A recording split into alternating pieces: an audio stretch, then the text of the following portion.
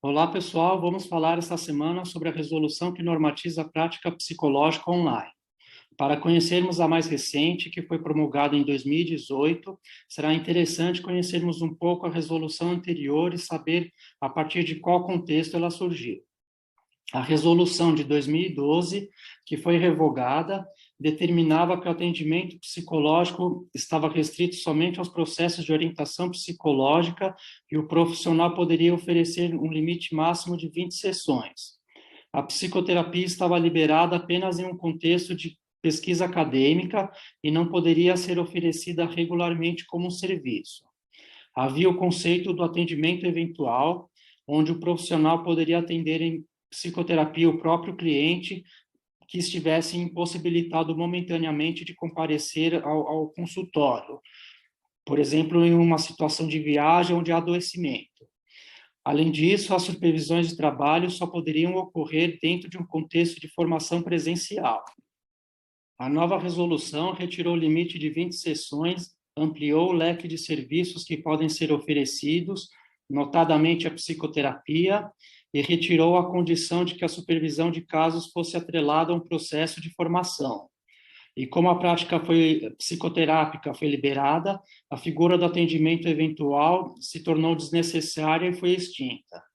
Houve uma mudança também na nomenclatura adotada para os serviços psicológicos online. Se antes diferenciava-se orientação psicológica de psicoterapia, agora a resolução fala de consultas e atendimentos, sem especificar a modalidade do serviço. Esses atendimentos consistem nas práticas e métodos estabelecidos pela psicologia, visando avaliação, orientação e ou intervenção individual ou grupal.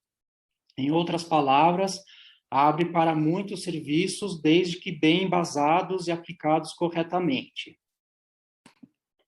Para trabalhar online, o profissional deve fazer um registro especial para esse trabalho. Até a resolução anterior, registrava-se o endereço do site no qual haveria a oferta de atendimento, seguindo uma série de procedimentos.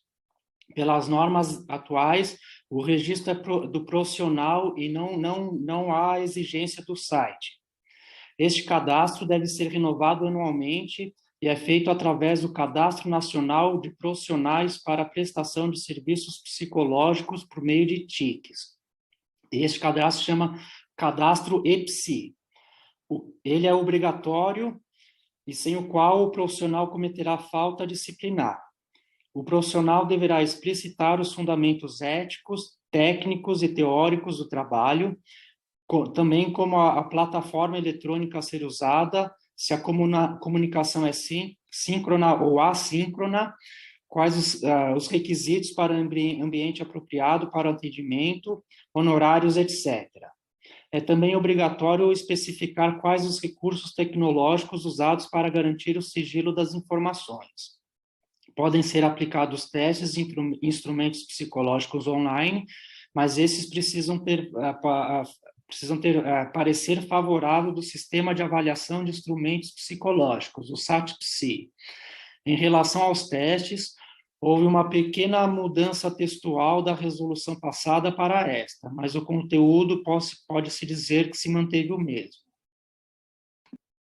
Para o atendimento a crianças e adolescentes, é necessário ter o consentimento expresso dos responsáveis e o profissional deve avaliar a viabilidade técnica da realização do tratamento. O CFP recomenda que haja este consentimento com os dois responsáveis, mas exige apenas o consentimento de um. O atendimento a pessoas em situação de urgência e emergência é considerado inadequado e proibido, sendo permitido apenas o atendimento presencial. Da mesma maneira, o atendimento a pessoas e grupos em situação de violência e ou de violação de direitos também está restrito ao atendimento presencial. A resolução também exige que se respeite as especificidades e adequação dos serviços frente às pessoas portadoras de deficiência.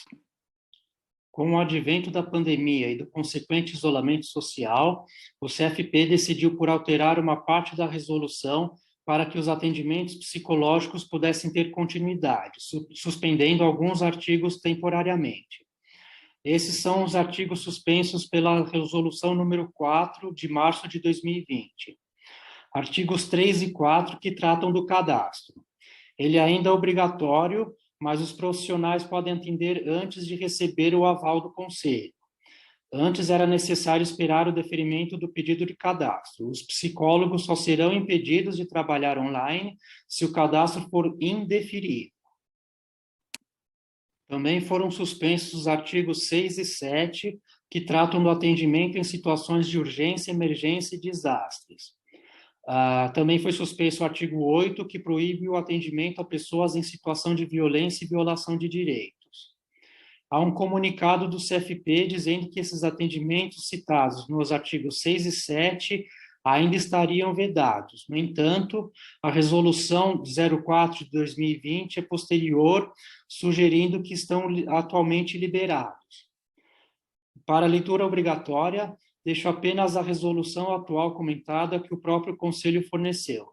Como bibliografia complementar, deixo todas as resoluções que já tivemos. Vamos conversar lá no fórum para questionar, tirar dúvidas e fazer nossos comentários.